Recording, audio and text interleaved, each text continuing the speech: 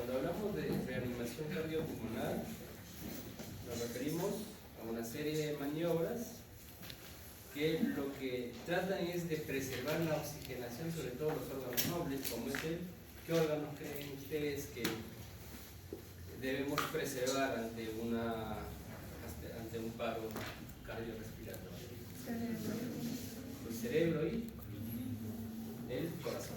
¿Ya? Son los órganos principales que tratamos de preservar porque son muy sensibles a la hipoxia, tanto el cerebro como el corazón. Entonces, tenemos muy poco tiempo, 10 minutos a lo más, sobre todo para preservar el cerebro.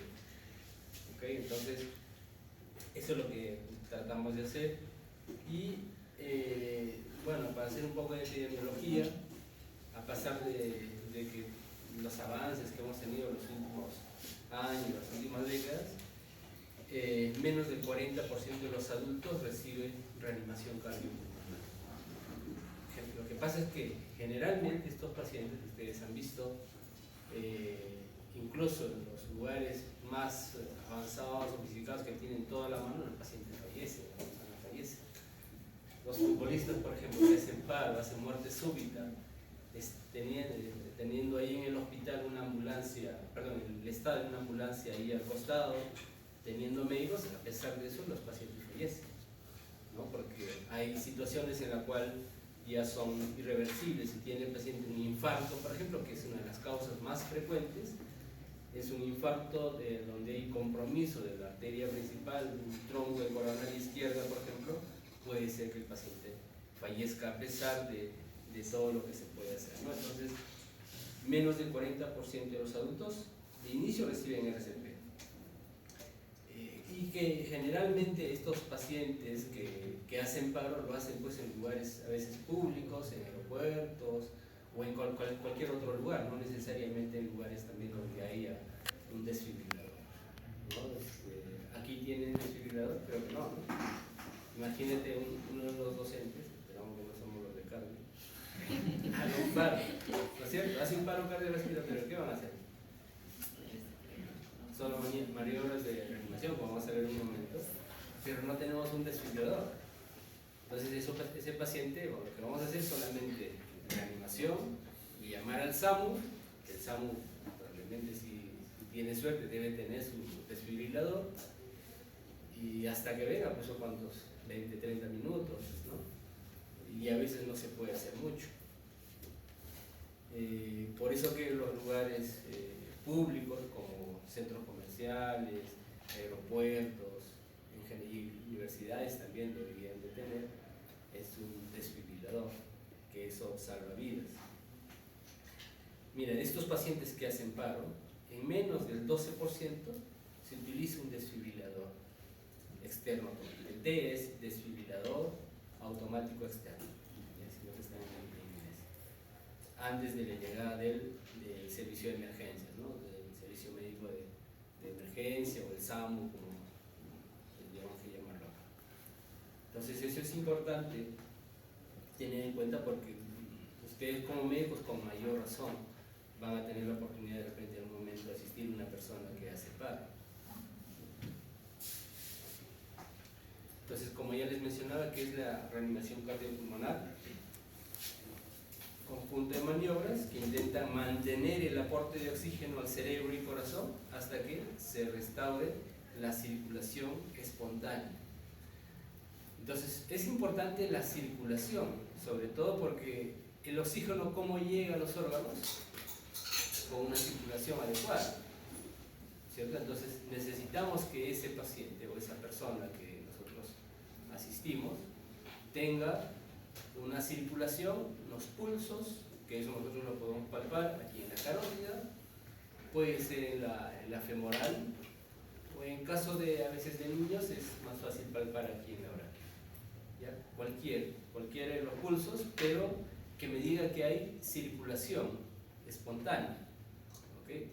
Circulación, bueno, espontánea una vez de haber hecho la maniobra, ¿no? Pero generalmente estos pacientes que nosotros encontramos y han hecho paro, no hay circulación y tampoco hay respiración. Entonces habrá que determinar cuál de los dos es lo que está fallando dentro de nuestra economía. A ver, entonces, ¿cuáles son las causas? De lejos, los infartos de miocardio, los síndromes coronarios son las causas más frecuentes. Otra de las causas pueden ser pues, accidentes como automovilísticos o deportes de alto riesgo, que hay un accidente o que sean violentos. Una acción violenta también puede producir un paro cardiorrespiratorio, así como la asfixia por inmersión. Y si el paciente se atora, obviamente también habrá un paro respiratorio, sobre todo, ¿no? Más que circulatorio, y así una serie de situaciones en las cuales se puede producir o presentar un paro cardiorrespiratorio. Entonces hay dos formas de presentar un paro cardiorrespiratorio. Un paro cardíaco intrahospitalario, un paciente que tenga alguna patología y que en presencia del personal médico y de enfermería haga un paro, probablemente sea mucho más fácil de asistir, no tan fácil digamos, pero sí digamos con menores tiempos, ¿no? Mientras que los pacientes que hacen un paro extrahospitalario, bueno, pues a veces no tienen la suerte de tener toda la asistencia necesaria, y es más, la mayoría de los pacientes no tienen la posibilidad de salir del paro. Muy bien, entonces hay dos formas de asistir a un paciente, un soporte básico y un soporte avanzado. El soporte básico lo podemos hacer nosotros o cualquier otra persona, eso se llama asistida por un lego, un principiante, uno que no sabe nada, puede ser de repente un estudiante de educación o de ingeniería que no está capacitado para hacer asistencia circulatoria avanzada, pero sí debería de tener presente cómo se hace una maniobra básica de reanimación. ¿Okay? Entonces para eso vamos a ser bastante prácticos. Vamos a poner un video acá, ¿no?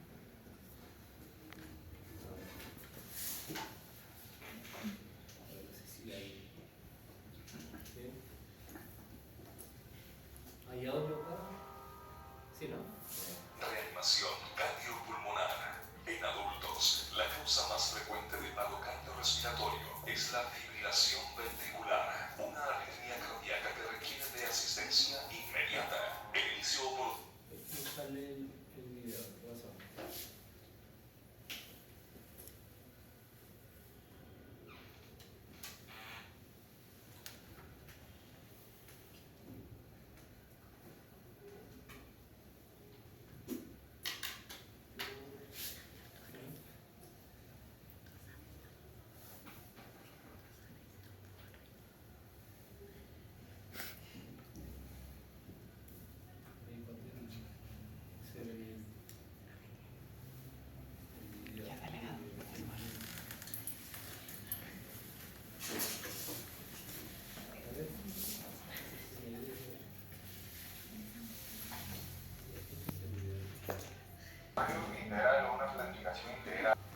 Reanimación cardiopulmonar. En adultos, la causa más frecuente de paro cardiorrespiratorio es la fibrilación ventricular, una arritmia cardíaca que requiere de asistencia inmediata. El inicio oportuno de maniobras de RCP puede hacer la diferencia entre la vida y la muerte. ¿Cómo reconocer un paro cardiorrespiratorio? La persona no responde cuando le hablas o tocas. El tórax no se mueve. Está flácida, fría y pálida. Vamos a aprovechar que se ha puesto en pausa. Cuando ustedes se enfrentan a un paciente, digamos esté en la calle, lo primero que tienen que asegurar es lo que ustedes también tienen que asegurarse, porque imagínense, tienen un paciente que está en medio de la carretera, en una pista rápida, no se va a poder reanimar en medio de la pista, ¿no? Tendrán que llevar a un lugar mucho más seguro, ¿okay? A una vereda o a un lugar de repente cercano donde pueden hacer la reanimación. No se van a poner a reanimar en medio de la pista, o si no, van a haber 2 pacientes que reaniman. Bueno, entonces, primero es eso, ¿ok? Una vez que estás seguro tú y el paciente que está haciendo paro, haces una llamada. Primero llama. Si estás solo, vamos a asumir que estás solo en la pista. Bueno, ahora todos tienen celular, todos tienen forma de comunicarse, ¿no? Entonces se llama al SAMU mientras tú estás haciendo la reanimación. No te pones a reanimar inmediatamente. Llamas primero, cosa que tú vas ganando tiempo para hacer la reanimación mientras viene un servicio de emergencia. ¿Ok? Y después recién haces la reanimación. ¿Ok? No, es cierto, la mayoría de los pacientes o las personas también se ponen nerviosos, como cualquiera de nosotros podría pasar, ¿no? Entonces, primero hay que... Eso ya lo ves. Entonces, lo primero que tiene que hacer es asegurar al paciente y a ti en un lugar seguro. Poner en un lugar seguro, comunicarse y luego recién hacemos la reanimación. ¿Ok? Ya vamos. ¿Qué hacer? Mueve a la víctima enérgicamente. Pregunta, ¿se encuentra bien? Si no responde. Okay, entonces lo que tienes que ver, primero, ves a la persona que esté inconsciente, que no habla, tendrás que ver pues, si está respirando y tiene pulso, ¿no? Lo primero tienes que ver esas 2 cosas. Ver si tiene pulso, le tomas el pulso en la carótida o en la femoral, como tú desees, y siempre con los dedos índice y medio, nunca con el pulgar, porque el pulgar es el que tiene su propio pulso, ¿no? Y puede equivocar. Entonces, una vez que te cercioras que realmente no tiene pulso ni respiración, bueno, pues Y no respira con normalidad. Llama al servicio de emergencia. Activa. pides ayuda, ¿cierto? Pones un lugar seguro, cercioras que no hay ni pulso ni respiración, llamas. No haces la reanimación inmediatamente. Primero llama, pide ayuda. O si es que estás con 2 personas, bueno, las 2 personas lo llevarán, tú te pones a reanimar y la otra persona llama, ¿cierto? El altavoz de tu teléfono móvil y solicita un desfibrilador externo automático. Rápidamente, inicia las compresiones torácicas. Está viendo que las compresiones no es inmediato, es después de haber pedido ayuda, para que te traigan el desfibrilador.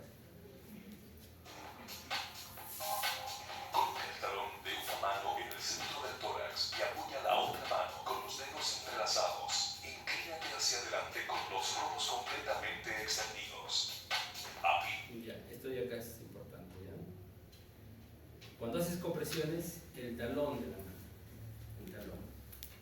Esto, y sobre esta mano van la otra, así. Haces compresión sin doblar el codo. Esto de acá no, así no. Es recto, recto con todo el peso del tórax. ¿Ok? A ver, vamos.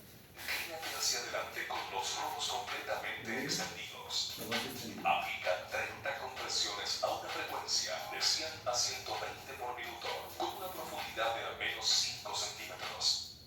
Ya, 30 compresiones, profundidad 5 centímetros. En ese momento tú no vas a poder conocer tu regla, ¿no? Ya 5 centímetros, es aproximada, ¿no es cierto? Es una aproximada, más o menos, como que el tórax como que se expande y luego se hunde más o menos, aproximadamente 5 centímetros, aproximado, y vas viendo pues qué tan fuerte es el tórax, ¿no? Porque una cosa es hacer compresiones en una abuelita de 70, 80 años, digamos, que puede producir fractura. Muchas veces hacen fractura, pero lo sacan, ¿no? Pero la fractura no lo va a matar, ¿no? Pero sí habrá que ver pues qué tan fuerte o qué tan intenso vas a comprimir en un paciente de 80 años y uno de 30, de 35 años, ¿no? Entonces, ahí también habrá que ver más o menos. Y la profundidad es un promedio, ¿no? No es 5 centímetros o 2 pulgadas. Deja que el tórax regrese a su posición entre compresiones sin despegar las manos del paciente. A continuación, se deben aplicar las ventilaciones. Coloca tu boca ponga sobre la boca. Ya. ¿Eso con qué frecuencia es en adultos? 30 compresiones y 2 seguidas.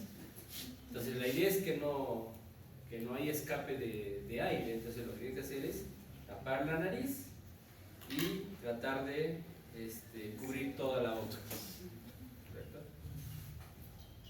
Boca de la víctima y cierra su nariz con los dedos. Mantén la cabeza extendida y el mentón elevado. Eso es importante. Elevas el mentón, ¿no? Elevas siempre el mentón un poquito para que no haya obstrucción aquí a nivel de la laringe con la lengua. Entonces, si eso no haces, puede ser que hay una obstrucción y toda la respiración, lo que estás exhalando tú, finalmente se va a quedar por fuera nomás, como aquí en los cachetes, se va a inflar los cachetes, pero no va a pasar. Acá como hámster acá. Da 2 ventilaciones de 1 segundo. Asegúrate que el tórax se expande cuando insuflas aire. Continúa hasta completar 5 ¿Cómo ciclos. ves eso? Que el tórax se expande, ¿no? Si ves que el tórax se expande, ya, entonces estamos bien. No se olviden, 30 con 2. 30 compresiones, 2 ventilaciones. Si es que estás solo, ¿no? Pero si estás con alguien, mejor, pues, uno se dedica a comprimir y el otro se dedica a ventilar. ¿Ok? Los de 30 compresiones por 2 ventilaciones. Si hay otro reanimador, se debe intercambiar hasta que llegue el equipo avanzado. Si te cansas, Si la solamente persona tose o se mueve, detén las maniobras y gíralo así. y empieza a reaccionar, pones en esa posición, ¿no? De cúbito lateral. Y a un costado, en la posición de recuperación. En niños de 1 año hasta la pubertad, las compresiones se realizan en el centro del tórax con el talón de 1 o 2 manos, dependiendo de su tamaño. En lactantes menores de 1 año, comprime el tórax con 2 dedos, bajo una línea imaginaria entre los 2 pezones. La profundidad de las compresiones es de al menos 1/3 del diámetro del tórax. Las ventilaciones se realizan cubriendo la boca y nariz del lactante. ¿Cuál es la diferencia con el adulto? En el adulto solamente es la boca y tapas la nariz. En lactantes, en niños, ¿qué haces? Tratar de cubrir todo, nariz y boca. Como es pequeñito, no hay problema, puedes cubrir nariz y boca, ¿no? Uso del desfibrilador externo automático. Entonces, en situaciones ideales, digamos acá, ya más alzamos y va a llegar a los, digamos, 5 o 10 minutos, ya más alzamos, va a llegar con su desfibrilador. ¿Qué haces entonces? Pues, bueno, si llega el personal paramédico, médico que trabaja ahí, bueno, procederá pues a hacer la desfibrilación. Lo que tienes que decir es que ya vengo acá haciendo mis compresiones hace 10, 15 minutos, qué sé yo, y ya bueno, entonces lo que va a hacer es inmediatamente hacer la desfibrilación dependiendo qué ritmo tenga, porque hay ritmos que es para desfibrilar y otros no, ¿cierto? Entonces vamos a ver. La desfibrilación emite una corriente continua al corazón para que pueda retomar su ritmo eléctrico normal. Este equipo se encuentra en algunos lugares públicos. Si dispones de uno, utilízalo de manera inmediata. Incluso antes de iniciar RCP, se debe encender y seguir las instrucciones verbales. Si no, debes iniciar RCP hasta que cuentes con uno o llegue ayuda médica especializada. Las maniobras de RCP deben ser aprendidas en talleres prácticos para un instructor especializado. Inscríbete en nuestros talleres. Entonces, de eso se trata más o menos el RCP. Esto es básico, ¿no? Básico, comprimir y dar la respiración, 30 por 2. Eso lo puede ser cualquiera que debería estar capacitado a saber. Y los desfibriladores que están en los centros comerciales o aeropuertos, en lugares, en el Perú en algunos lugares, no en todos. Si hay eso, bueno, tú abres el desfibrilador y el desfibrilador en la mayoría de los lugares te explican así en forma práctica, haz esto, paso 1, tal cosa, paso 2, tal cosa. Te van a decir que pongas dos partes, o unos partes que se ponen aquí, uno en la región del lado derecho y otro en la lado izquierdo, se ponen los parches y el mismo desfibrilador lo que hace es identificar qué tipo de arritmia es la que tiene. Entonces, si hay arritmias que son desfibrilables, entonces el desfibrilador te dirá, pues, vamos a desfibrilar, incluso te dice, sepárense del cuerpo, bueno, te dice todo porque eso está preparado para una persona que no es médico ni es paramédico. ¿Okay? Pero si tú eres médico, bueno, deberías saber, porque en los hospitales no vas a encontrar esos desfibriladores que son automáticos, que te orientan todo. Tú tienes el desfibrilador común y corriente, que tú tienes que usarlo en el momento que tengas que usarlo, de acuerdo al protocolo que vamos a ver. Muy bien, bueno, entonces lo básico, vamos a ver ahora en qué consiste lo que sigue, o cuando el paciente hace paro dentro del hospital, ¿no?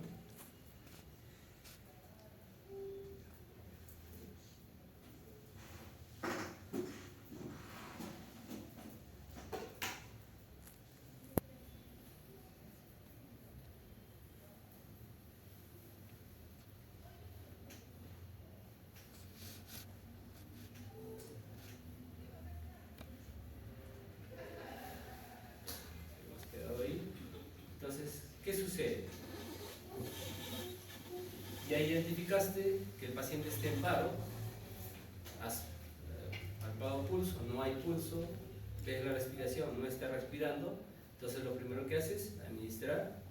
Primero le pones el oxígeno. Bueno, generalmente cuando estás dentro del hospital hay personal, pues, ¿no? Tú le dirás al personal de enfermería que le ponga oxígeno y ellos también siempre ya están capacitados por eso. Lo primero que van a hacer es administrar oxígeno. Si tiene vía, le van a poner cloruro o una vía que esté permeable para administrar cualquier medicamento.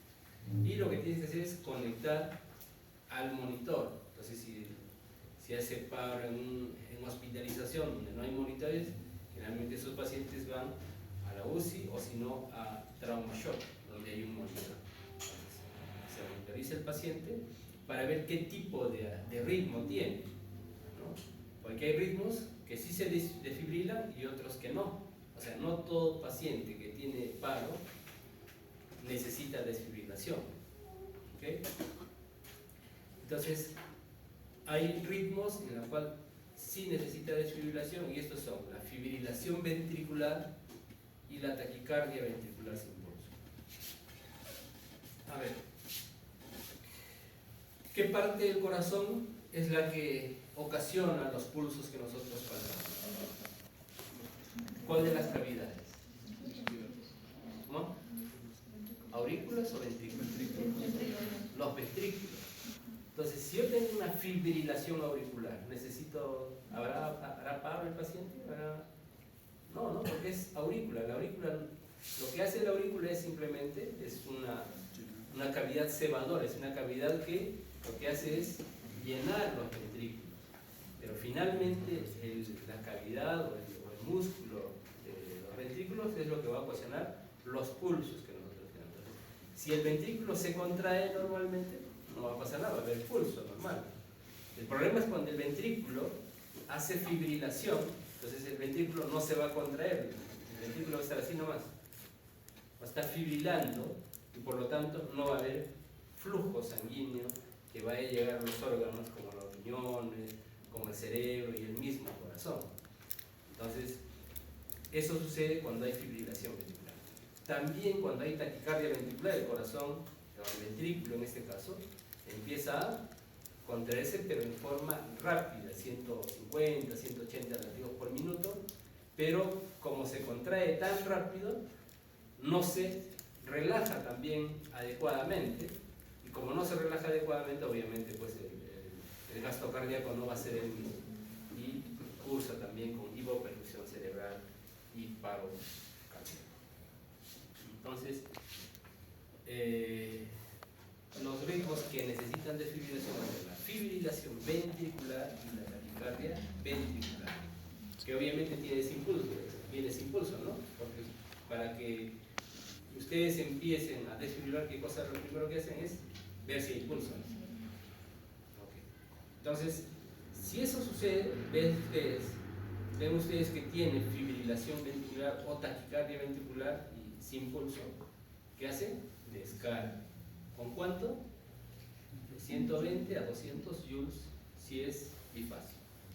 Bueno, generalmente ahora son bifásicos. Monofásico 360 joules, 300 joules, pero habitualmente los desfibriladores actuales son bifásicos, ¿no? Entonces, descargas. Una vez que descargas, sigues haciendo la reanimación, y ves pues cómo está con monitor, verás pues si ya recuperó su actividad eléctrica normal, ya está en ritmo sinusal, pero también igual tienes que palpar nuevamente si hay pulso o no, porque muchas veces sucede que haces la reanimación. En el monitor se ve el trazado electrocardiográfico, se ve normal, pero no tiene pulso. Eso se llama como actividad eléctrica sin pulso. O sea, nunca se guíen de lo que te dice el monitor. Hay que corroborar clínicamente. Ya si en el trazado electrocardiográfico está así normal, el ritmo sinusal del monitor, hay que ver si eso que está tan bonito en el monitor se traduce en un pulso adecuado. Entonces, palparás al paciente, si tiene pulso, perfecto. Entonces, si eso coincide con un cuadro clínico, ¿no? Si tiene pulso. Muy bien. ¿Y qué pasa si eso no sucede? Entonces, sigues haciendo la reanimación a 100 por minuto, se hace las compresiones torácicas se hacen a una frecuencia más o menos de 100 por minuto. Sigues haciendo por 2 minutos más. A ver, ¿ves? Sigue igual en fibrilación o taquicardia ventricular. ¿Qué cosa haces? Nuevamente hay que desfibrilar. ¿Ok? Esa es la segunda ya. Y vas con la segunda. Después sigues viendo y vas viendo que no está en ritmo sinusal, sigue en fibrilación o taquicardia ventricular. Entonces ya te hay que administrar medicamentos. ¿Qué medicamentos? ¿Qué creen que pueden administrar? Adrenalina. ¿Ya? Administramos adrenalina. No es de inicio la adrenalina. La adrenalina es después de la segunda desfibrilación recién. ¿Ok? Ya. Mientras, si el paciente, ahora vamos por el otro lado, ustedes ven el monitor y van a encontrar asistolia. Asistolia es cuando ven las películas y sale una línea más, ya, ese es asistolia. ¿Okay? O tienen trazado electrocardiográfico, o sea, sí se ve como si estuviera latiendo normal el corazón, pero no tiene pulso. Entonces te puede engañar, ¿no? Entonces, si tienes esos dos, no te queda otra cosa que seguir comprimiendo, porque no vas a desfibrilar eso. Entonces, si en el examen yo les digo, paciente que hace paro cardiorrespiratorio y en el trazado se ve una actividad eléctrica sin pulso, ¿cuál sería lo primero? Desfibrilar no vas a hacer, no vas a desfibrilar, eso no se desfibrila. Eso se hace maniobras, compresión torácica y adrenalina. ¿Ok? Entonces, en esos casos administras adrenalina. Pero ¿qué pasa si no tienes una guía? De repente el paciente estaba sin guía, no tienes forma de administrar medicamento, no hay problema. Cresta ósea, cresta aquí a nivel del sacro, administras intraóseo. Pero sí vas a necesitar una aguja bastante gruesa. Una aguja de aspiración de médula ósea puede ser, o si no, bueno, no es una aguja gruesa, pero una aguja de 18, 14, no, 18 muy bien. Unas rosadas, ¿no han visto ustedes? Gruesas, incluso mucho más gruesas que eso se puede usar.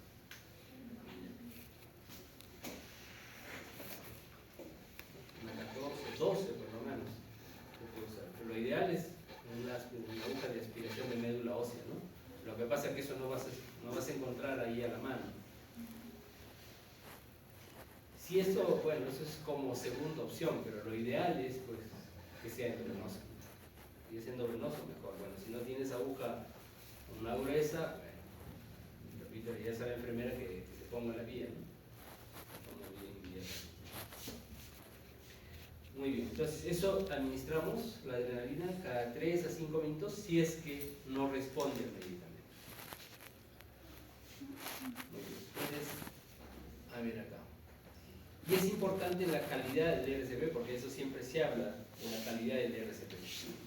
Cuando hablamos de unas compresiones torácicas de calidad, como yo le decía, que las compresiones torácicas sean por lo menos 5 centímetros, ¿ok? O 2 pulgadas. Que sea a 100 por minuto, una frecuencia de 100 por minuto, a veces 120, pero bueno, más o menos en promedio, ¿no? Porque tampoco igual, eso no te vas a poner a calcular en ese momento, pero más o menos esa es la frecuencia. Y que permita pues una compresión torácica más o menos visible. No se debe interrumpir las compresiones, porque a veces tú estás haciendo compresión y quieres ver cómo está y dejas de comprimir. No, sigues comprimiendo tú. Sigues comprimiendo por 2 minutos. Y si hay otra persona que está viendo, tú no ves, la otra persona se tiene que dedicar a ver cómo está haciendo. Entonces, para eso es importante la organización. Entonces, tiene que haber siempre un líder ahí, porque si no, todos van a querer ser de todo. ¿Ya? Entonces, y bueno, obviamente el médico es el que tiene que tomar ese liderazgo. Entonces, el médico dirá, pues, ya, tú a ver te dedicas al técnico, por ejemplo, un varón generalmente se le dice que haga compresión porque a veces necesita fuerza. Entonces al técnico dice, ya, tú haces compresión a 100 por minuto. A la enfermera, tú pones la vía. Yo me dedico a ver cómo está el ritmo y si hay que desfibrilar, yo desfibrilo. Entonces, cada uno tiene que tener su propia función, ¿no? Porque si no, cada uno va a querer hacer, el técnico va a querer comprimir, después va a querer de repente hacer desfibrilar. No, yo desfibrilo. Y están perdiendo tiempo en ese momento. Entonces, cada uno tiene su función y el que tiene que tomar el liderazgo obviamente es el médico, ¿no? Muy bien. ¿Qué más? A ver.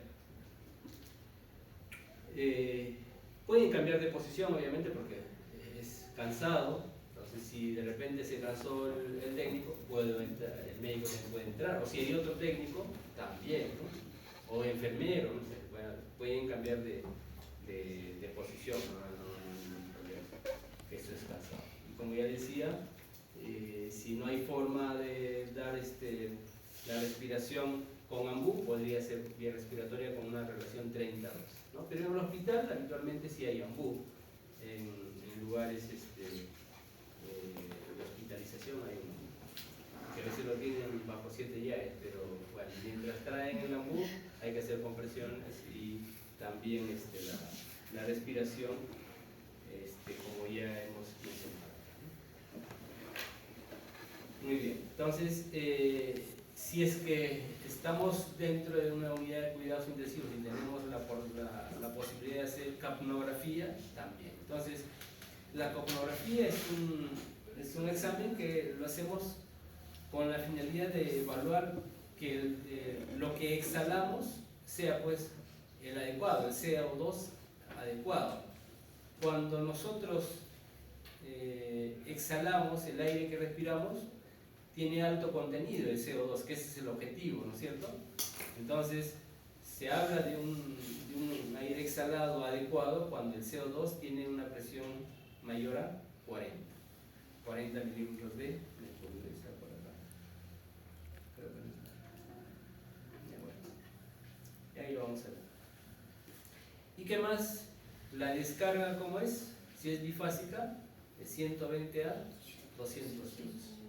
¿Okay? Y si es monofásica, 360, pero como ya decía, casi ahora ya no viene monofásica, todos son bifásicos.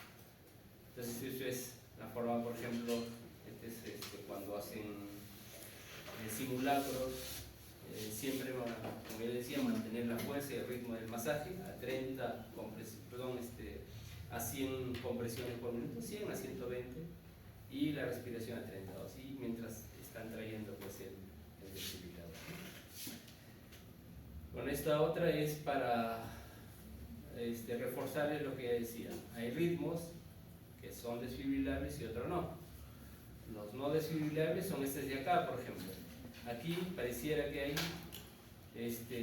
la actividad eléctrica del corazón está presente, ¿no? Miren, hay trazado electrocardiográfico, pero le toman el pulso, no hay pulso. Entonces, ¿qué hacen acá? Compresión nada más.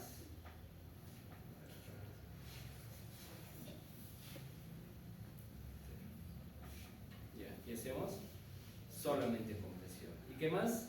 Como no podemos utilizar desfibrilador, adrenalina tenemos que darle, algo que tenemos que darle, adrenalina. Si el paciente tiene asistolia, igual, compresión y adrenalina. Pero si el paciente tiene una taquicardia ventricular o tiene fibrilación ventricular, entonces ahí sí hay que utilizar desfibrilador. Igualmente con sus compresiones torácicas, ¿no? Ya, esta es la continuación de la diapositiva previa. Entonces, ¿qué es lo que vemos? Si el paciente tiene arritmia, si es que tiene ritmo desfibrilable o no, y ahí vamos por el segundo ciclo, ¿no? El segundo ciclo de compresiones. Entonces, vemos acá, después del segundo, ¿qué cosa le damos? Adrenalina, ¿no?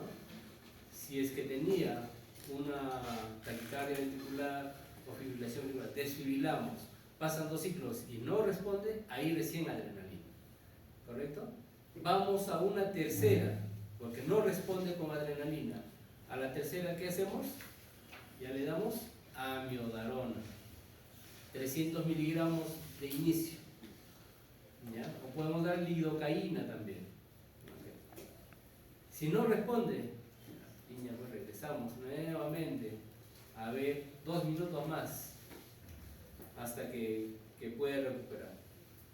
Ahora, podemos administrar una nueva dosis de amiodarona.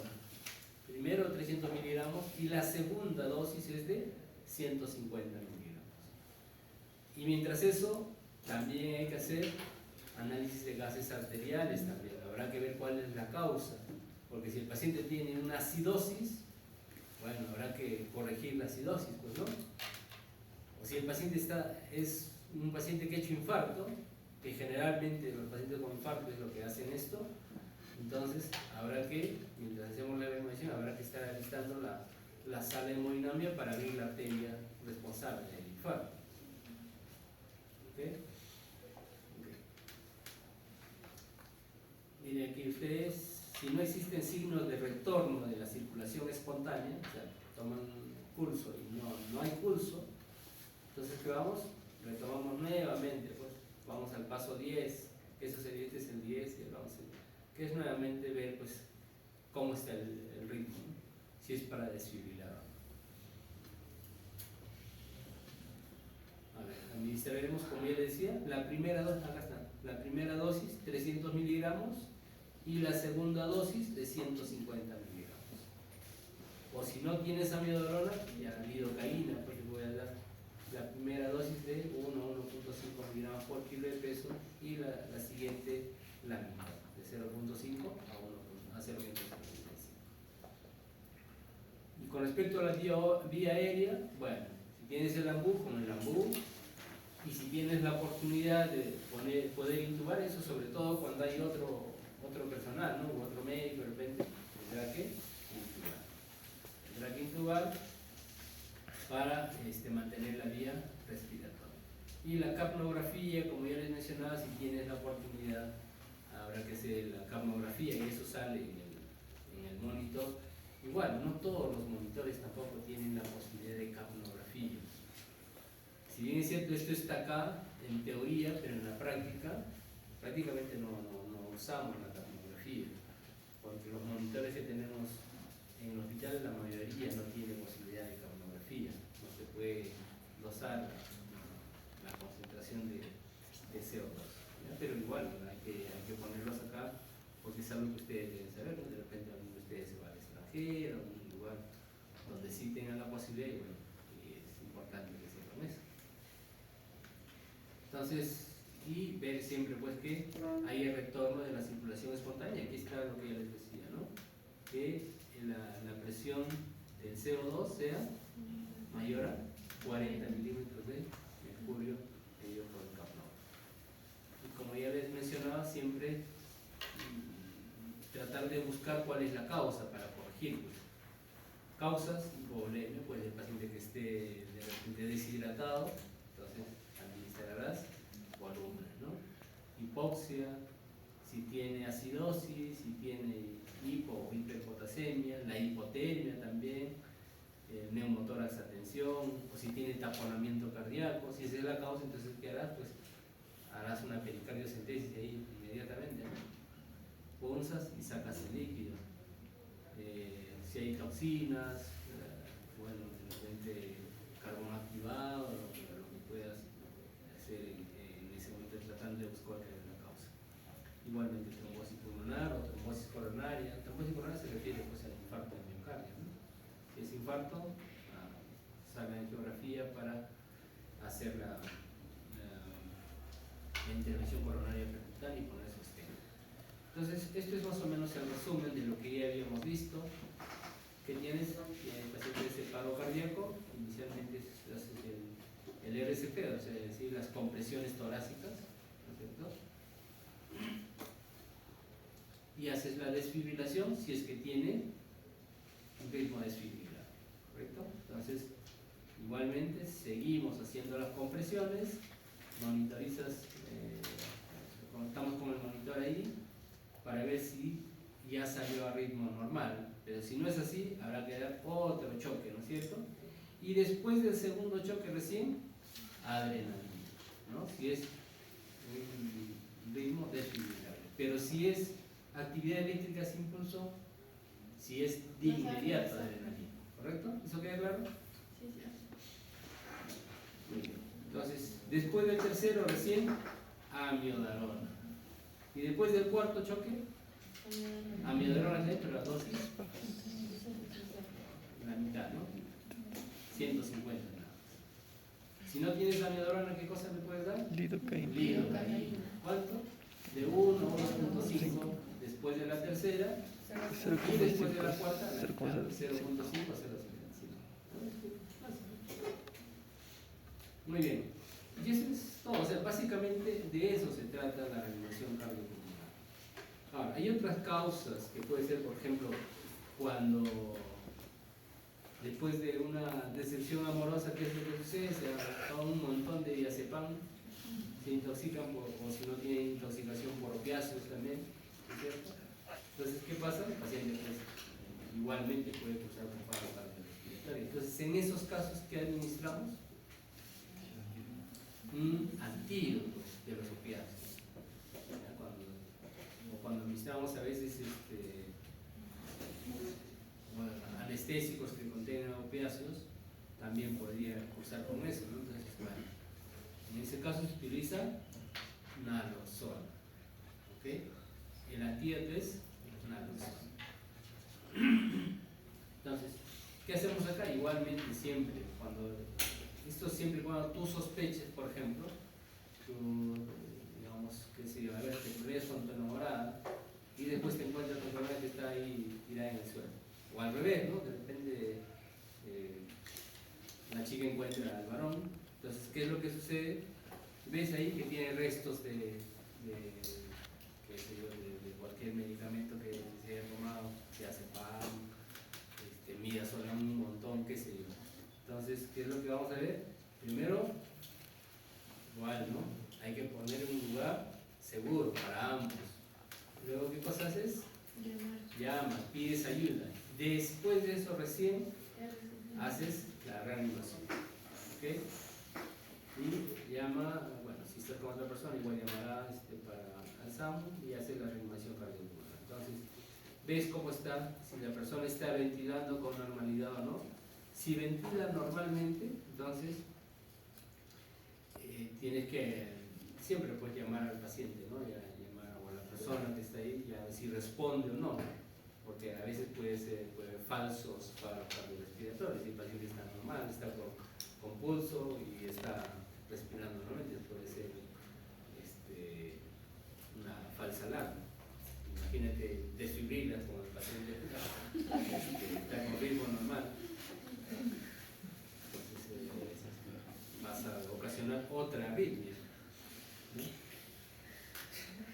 Entonces siempre llamas en voz alta, hay que reposicionar al paciente, considere el uso de naloxona si es que eso ha sucedido, si ves que el resto depende de opiáceos. Y siempre pues esperando a que llegue el SAM, ¿no? En este caso, en nuestras condiciones. Esto siempre cuando esté respirando. Pero si el paciente no ventila con normalidad, entonces ¿qué haremos? Y tampoco tiene pulso probablemente, entonces lo que vamos a hacer es sí, iniciar la reanimación cardiopulmonar inmediatamente, administrar naloxona. Lo que pasa es que esto es muy en teoría, en la práctica. ¿Ustedes conocen la naloxona? A una persona cualquiera que está caminando, ni ustedes como personal, que van a ser personal de salud, nunca han visto una ampolla en naloxona, menos va a ser pues, una persona que está en la calle que no es de salud, ¿no? Entonces, bueno, ahí se administra naloxona si es que es posible, ¿no? Y esto es para legos, ¿sabes? O sea, esto es para personas que no son de salud, ¿no? Legos quiere decir porque no son principiantes o desconocen de las maniobras de reanimación. Se puede utilizar un desfibrilador. Bueno, el desfibrilador que hay en los centros comerciales, como les vuelvo a repetir, sí te explican todo. Tú abres así como hay esas cajas de vidrio donde están las mangueras para los incendios, igualito hay en otros lugares desfibriladores. Aquí probablemente, bueno, en lugares públicos no creo que durará pues, un par de días de repente, porque eso se lo lleva. No, pero en otros países sí hay. Ok, entonces puede utilizar un desfibrilador, abres y el desfibrilador le va a decir todo lo que tiene que hacer a un lego. Entonces, bueno, se administra CRSP hasta que llegue el SAM. Pero ¿qué pasa si tú eres personal de salud? Bueno, igualmente tienes que comprobar si responde o no la persona, pides ayuda siempre, o sea, no te pones a reanimar en ese momento, sino siempre pides ayuda a otra persona si es que está, o llama, o otra persona te llama, no hay problema, y después recién activas el sistema de emergencia, ¿no? Entonces, si es personal de salud, bueno, probablemente sí pueda decir pues si hay naloxona, ¿no? Incluso en otros lugares, en otros países, en algunos hay incluso naloxona al lado, dentro del paquete del desfibrilador, y se puede usar, ¿no? En el caso de que eso suceda. Igualmente ver si la persona ventila con normalidad, ¿no? Si ventila normalmente, entonces igualmente hay que ver si el paciente responde no a llamado. Hay que abrir, reposicionar la vía aérea, si es que hay tubo de Mayo, por atrás un tubo de Mayo, o si no, si el paciente está semi-despierto o está todavía activo y está con pulso, bueno, le pones en una posición de recuperación, ¿no? El decúbito lateral izquierdo y levantando un poco el mentón. Y bueno, trasladas al hospital de todas maneras, ¿no? Muy bien. Pero ¿qué pasa si la persona no ventila con normalidad? Entonces la persona, veremos si la persona tiene pulso o no tiene pulso, y eso no debe durar más de 10 segundos, ¿no? Porque si no sabes anatomía, de repente vas a buscar aquí la carótida, no encuentras, de repente lo buscas acá, entonces el pulso lo tienes que palpar antes de los 10 segundos, lo más rápido posible, porque recuerda que el tiempo está pasando y eso conduce a mayor isquemia y mayor complicaciones también. Bueno, igualmente hay que mantener la ventilación y utilizar el desfibrilador si es que el paciente pues tiene alguna arritmia, como ya hemos visto, ¿no? Y naloxona igualmente si constatas de que es intoxicación por opiáceos. Bueno, ¿qué más? En el caso de opiáceos generalmente se altera más pues, el sistema respiratorio, por eso que aquí más está orientado a la parte respiratoria. Entonces, veremos ahí nuevamente, ver si tiene el pulso normal, si tiene pulso ya espontáneo, entonces, o como dice aquí, el retorno de la circulación espontánea, entonces, ¿qué hacemos? Vemos la vía respiratoria.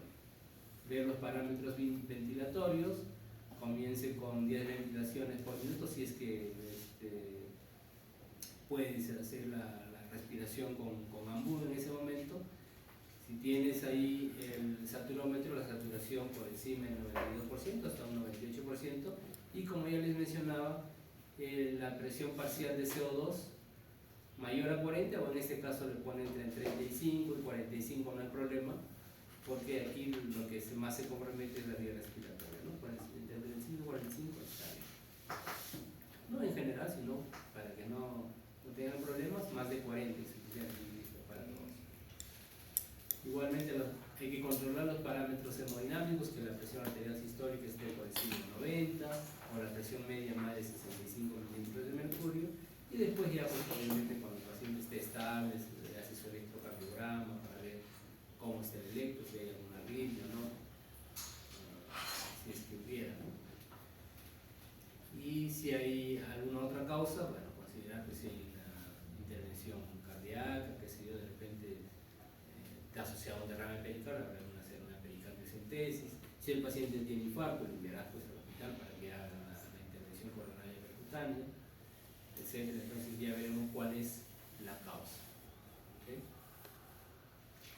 ¿Y qué más? Entonces, en estos pacientes, muchos de ellos obviamente estados en el hospital, deben realizarse también las evaluaciones y se tiene que hacer un manejo específico de la temperatura. ¿En qué consiste eso?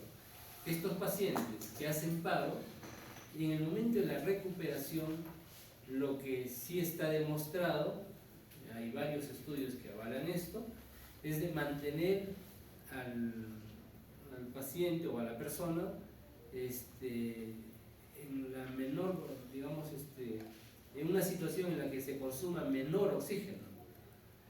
¿Qué hacen? A ver, los osos cuando van a hibernar, ¿qué hacen? Cuando se van en época de invierno se van a su guarida y ahí se ponen en reposo y no se mueven para nada y su temperatura baja, ¿correcto? Igual hay los cocodrilos tienen así lo mismo. Hay cocodrilos que están mucho tiempo sin comer y lo que hacen es igual ponerse en reposo y bajar su temperatura más de lo que ya tiene. Entonces igualmente, eso es lo que se ha visto en las personas, que hay que bajar la temperatura, mantener una temperatura entre 32 y 36 grados. Eso se llama manejo específico de la temperatura. ¿Okay? Está por acá. Acá está. Dice aquí, manejo específico de la temperatura. Si el paciente no está siguiendo órdenes, inicio manejo específico de la temperatura lo antes posible, ¿no? Entre 32 y 36 grados durante 24 horas. Entonces, las primeras 24 horas mantener al paciente en esa temperatura. ¿Okay? Muy bien. Aquí está. Y después de eso veremos cómo ha salido, ¿no? Porque a veces puede ser que tú te demores de repente hasta que venga el desfibrilador, todo. No sabes cómo ha quedado el paciente, porque el paciente está comatoso y hay que evaluar cómo está ese sistema nervioso. Entonces, lo que tenemos que hacer después es evaluar mediante una tomografía, para ver de repente si es un accidente de tránsito, pero como si hay un hematoma o hay algo, para ver por qué motivo el paciente no despierta. Y hacer un electroencefalograma también. Después vamos a ver que se hace también unos exámenes, ya eso por neurología y potenciales evocados. Eso para evaluar la parte neurológica, porque si nosotros nos demoramos mucho, podría ser que recupere la parte circulatoria, pero el paciente ya quedó en coma, ¿no? Es lo que se llama muerte cerebral. Entonces, y ahí también hay problemas legales, ¿no? Eso, lo que actualmente también se menciona que hay malpraxis médica.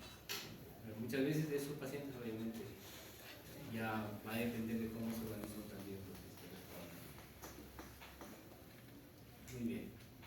Igualmente acá, las H y las T, que son las causas de paro cardiorrespiratorio, ¿no? Eso no se olvide. Las 4 H, hipovolemia, hipoxia, acidosis, aquí le ponen hidrogenión para que acordarse, hipopotasemia o hipotermia. Bueno, son 5, perdón. Las 5 T's: tensión o neumotórax a tensión, taponamiento cardíaco, toxinas, tromboembolia pulmonar y trombosis coronaria o infarto de miocardio, ¿no? Entonces ponen las 5 H y las 5 T, que son las causas de paro cardíaco.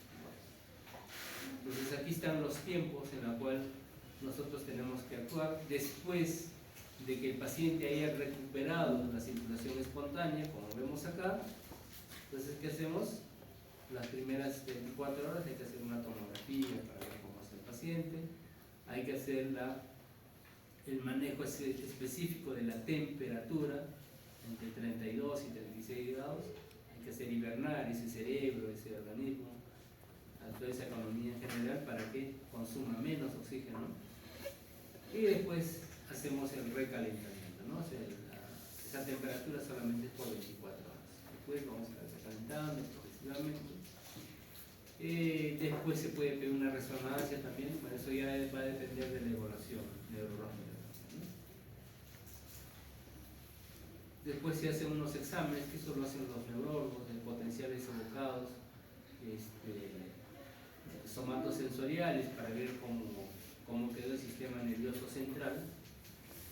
Estados a veces pueden quedar en estados de mioclonía, eso se ve en estudio electroencefalográfico, y también un examen que se llama la enolasa neuroespecífica, que también igualmente nos sirve para ver el estado neurológico del paciente, ¿no? Esto lo podemos hacer entre las 24 y 72 horas y progresivamente ir destetando, porque estos pacientes, cuando el paciente está intubado, por ejemplo, hay que administrar medicamentos para poder evitar que luche con el ventilador, entonces utiliza midazolam, ¿no? Entonces, después de las 72 horas hay que ir retirando ese midazolam para ver cómo queda el estado neurológico, porque mientras esté sedado no podemos evaluar adecuadamente el sistema nervioso, entonces para eso vamos retirando los medicamentos, ¿no? Aquí dice, por eso, limite la sedación y la analgesia como sea posible. Entonces vamos retirando eso para ver el estado neurológico del paciente. Muy bien, y eso creo que es todo, chicos. ¿Alguna pregunta?